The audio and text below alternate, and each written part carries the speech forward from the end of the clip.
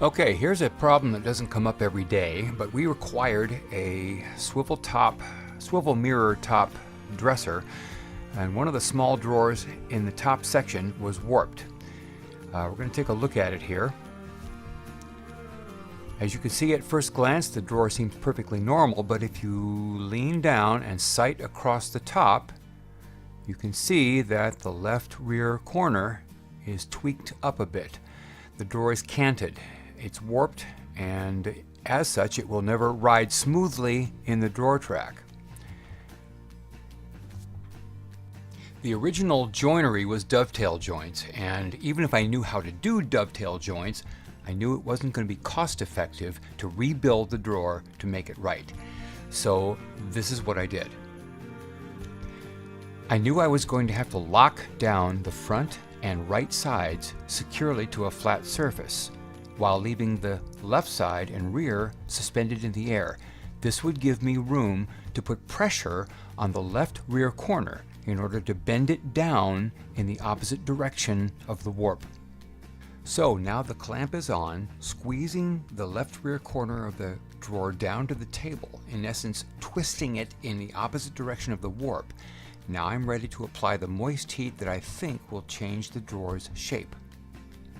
Now the left and rear panels of the drawer are completely saturated with water, all the way to the ends.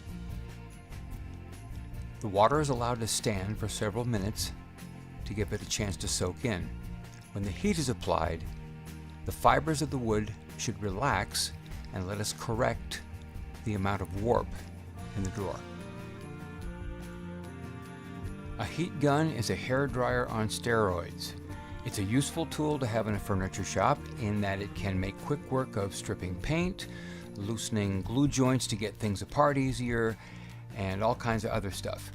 However, it is a potentially dangerous tool, and if held in one place too close for too long a time, it can melt plastic, char wood, and start paper on fire. So take some care when using a heat gun.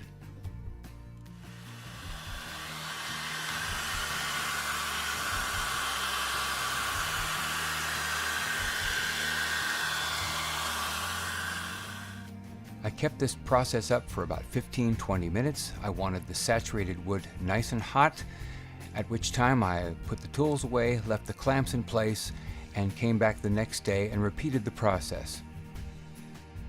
After a second application of water and heat, I left the clamps in place, walked away, and let it cool down for another day. Total time invested in this project, about 45 minutes. And here's the result. I have to say I am pleasantly surprised. I couldn't be happier. Here's the side that was straight to begin with. And we'll move around to the left corner. And as you can see, it's so close to flat, you might as well call it perfect. The moist heat bending trick worked like a charm. Thanks for watching.